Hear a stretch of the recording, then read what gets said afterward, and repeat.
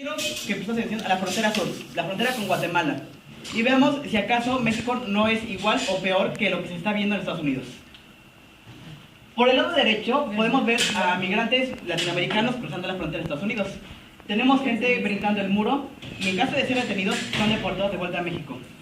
La realidad es muy distinta en la frontera sur, puesto que ahí los migrantes tienen que pasar hasta 3 días encima de un tren, sobreviviendo a las inclemencias del clima y del tiempo sin comer, y en caso de que lleguen al territorio nacional, muchas veces ni siquiera llegan a su destino o son deportados, puesto que son víctimas del secuestro, del asesinato y de la trata de personas. Yo soy Luis Alberto Mozo y voy a tratar el tema de los inmigrantes centroamericanos en su paso por México. Primero, como datos concretos, tenemos que México es la vía más corta entre Centroamérica y Estados Unidos, por varias razones. Aunque es la ruta más rápida, no podemos decir que sea la más eficiente ni la más segura. Es lo que veremos más adelante. De los 12 millones de latinos ilegales que hay en Estados Unidos, el 12% es de Centroamérica. Estamos hablando de alrededor de unos 5 o 6 millones de centroamericanos viviendo en territorio americano, de los cuales la mayoría proviene de Guatemala, Honduras y El Salvador, que tienen que recorrer alrededor de 1.600 kilómetros tan solo desde la frontera con Guatemala para llegar a la frontera y poder cruzar el muro. Para esto, gran parte del viaje lo hacen en la llamada Bestia. La Bestia es el famoso tren que parte desde Tapachula cerca de la frontera con Guatemala y llega hasta Ixtepec en Oaxaca, donde sigue 2 rutas, pero la mayor parte de los migrantes desborda en Ixtepec o se va hasta Coatzacoalcos. El viaje dura aproximadamente un día, pero aparte tienen que pasar 2 días estacionados en las estaciones, donde los migrantes no se mueven ni siquiera por un momento por miedo a perder el lugar o a que el tren los deje ahí varados. Ese tiempo lo pasan en las lluvias, en el frío, en los calores extremos, sin comer, sin agua, tratando simplemente de llegar al sueño americano. Pero hoy en día tenemos un panorama más extremo aún. Tenemos que México se ha vuelto la fuerza de deportación más grande. Pues de acuerdo a los datos del Washington Office on Latin America y el PAO Center, que son centros especializados en migración, México se ha vuelto la principal fuerza de deportación, puesto que tan solo el año pasado, en 6 meses, se deportaron 94,000 migrantes en la frontera mexicana, mientras que en la frontera con Estados Unidos fueron solamente 72,000. Estamos hablando de que hay 22,000 migrantes más siendo detenidos en la frontera mexicana. El gobierno mexicano, consciente de la situación creciente del problema migrante en la frontera sur, ha impuesto muchísimas reformas y legislaciones. Se ha hablado de la propuesta de la política migratoria integral en la frontera sur, propuesta por el gobierno de Fox. El plan de Calderón de desarrollo involucró mucho el problema de los migrantes y en el año 2008 se creó la Ley de Refugiados, Protección Complementaria y Asilo Político. Esta y la primera en general tratan puntos muy similares, que hablan sobre facilitar el flujo, proteger los derechos de los migrantes ilegales, su seguridad para que puedan, si son deportados, puedan volver con seguridad a su nación, invertir en mano de obra dentro de sus países y crear oportunidades de desarrollo con el fin de que los migrantes no tengan una razón para dejar sus países de origen, y la descriminalización de la migración ilegal, puesto que muchas veces los migrantes que eran detenidos tenían que pasar años en prisión por el crimen que habían cometido. Ahora ya no. Aparte se creó la Comisión Mexicana de Ayuda a los Refugiados, que busca proteger los derechos y apoyar a los migrantes que son detenidos. Es un tema muy grande, puesto que si consideramos que el Instituto Nacional de Migración recibe varios de cientos de millones anuales para su presupuesto, el 70% de este dinero va dirigido al problema de la migración ilegal. Y aunque esto podría parecer comercial del gobierno federal, la realidad que están viviendo es otra muy distinta, puesto que aunque se están proponiendo muchos cambios y reformas y leyes, los migrantes siguen sufriendo muchas violaciones de sus derechos. Tan solamente para poder cruzar la frontera sufren muchísimas trabas.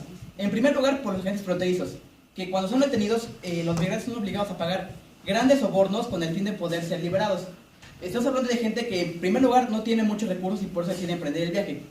Y luego los agentes fronterizos les piden grandes sumas, los dejan con todavía menos o inclusive sin imposibilitados de continuar con su viaje.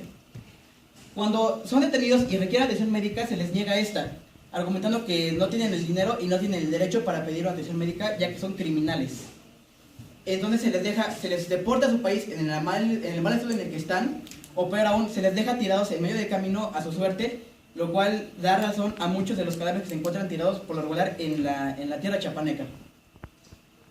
Se les niega la oportunidad de buscar asilo, puesto que en el documento creado por Felipe Calderón se daba la oportunidad a los migrantes de buscar asilo político, ya se les niega. No se les da la seguridad jurídica y se les trata como criminales, a pesar de que se había descriminalizado, obligándolos a pasar días en prisión, o inclusive meses, y sin la posibilidad de pasar a una mejor vida, puesto que muchas veces ellos vienen huyendo de la violencia y de la pobreza que sufren en su país.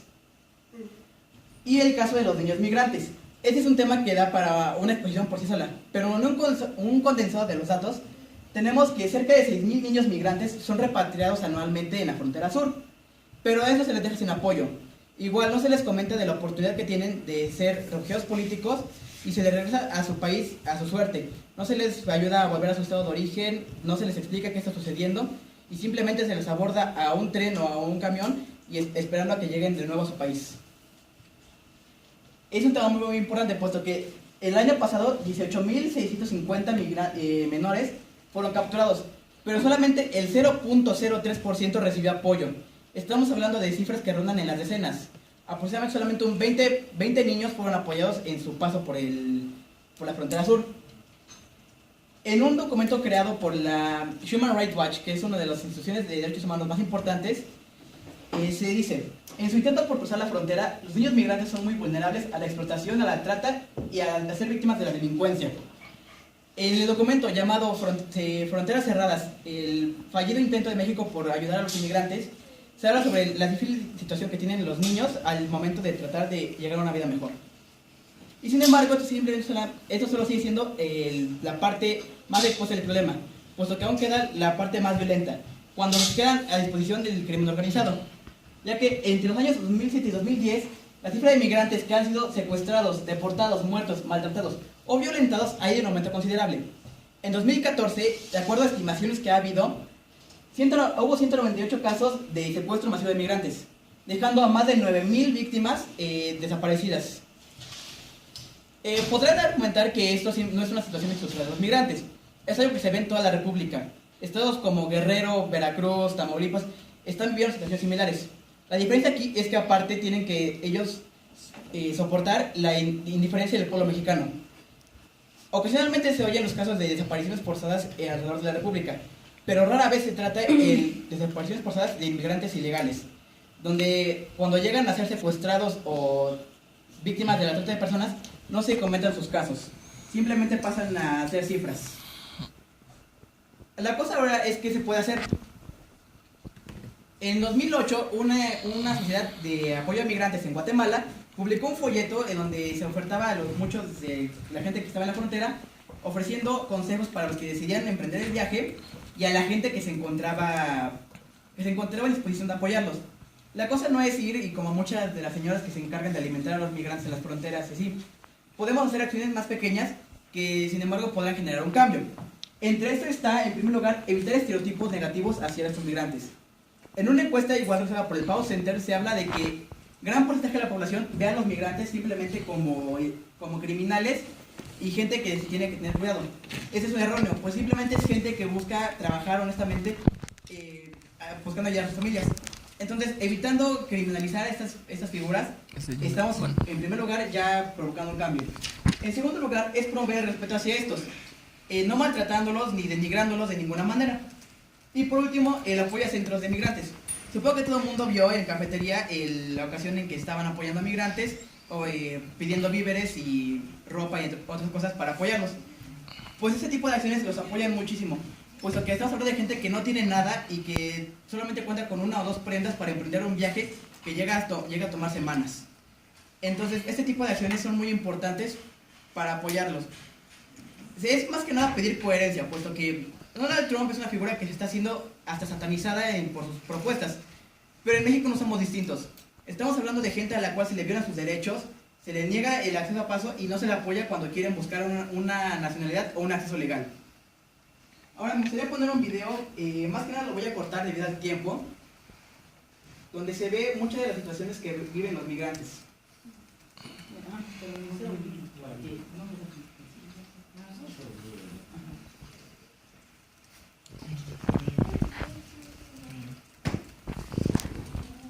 Los que caminan ansiosos por las vías esperando la salida del tren carguero que llaman La Bestia llevan más de 24 horas en Ixtepec, Oaxaca. Todos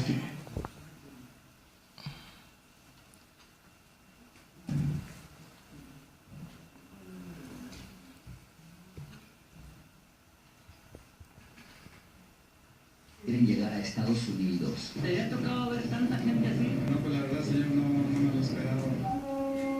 Nunca se sabe cuándo o a qué hora sale La Bestia. La mejor señal es cuando empieza a enganchar vagones.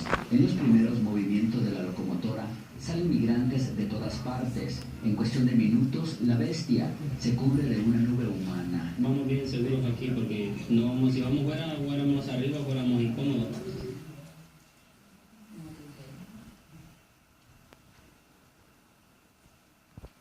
Muchos padres piensan lo mismo y van con la misma ilusión. Por eso arriesgan a sus hijos en esta travesía y en las garras de La Bestia. Para subirse al techo de los vagones hay que tener agilidad y saber empujar. Vean cómo se monta este niño de playera color naranja. Se agarra de las piernas de otros mientras alguien lo empuja. Pronto se pierde en la multitud y surge de nuevo en lo alto del vagón. Arriba ya no cabe uno más. Estoy bien.